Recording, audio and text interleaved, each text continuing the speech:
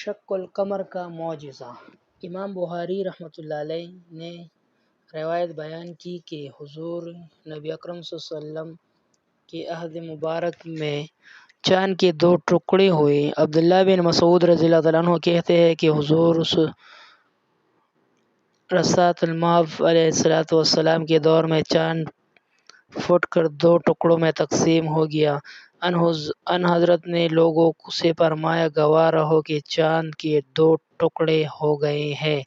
انس بن مالک رضی اللہ عنہ کی روایت ہے کہ اہل مکہ رسول پاک صلی اللہ علیہ وسلم سے مطالبہ کرتے رہتے تھے کہ آپ صلی اللہ علیہ وسلم انہیں کوئی نشانی دکھائے، تو آپ صلی اللہ علیہ وسلم نے اللہ تعالیٰ کے حکم سے انہیں یہ نشانی دکھائی کہ چاند کے دو ٹکڑے ہو گئے۔ عبداللہ بن عباس رضی اللہ عنہ کی روایت میں بھی نبی پاک صلی اللہ علیہ وسلم کے زمانے قیام مکہ کے دوران میں چاند کے دو ٹکڑے ہونے کا واقعہ بیان کیا گیا ہے۔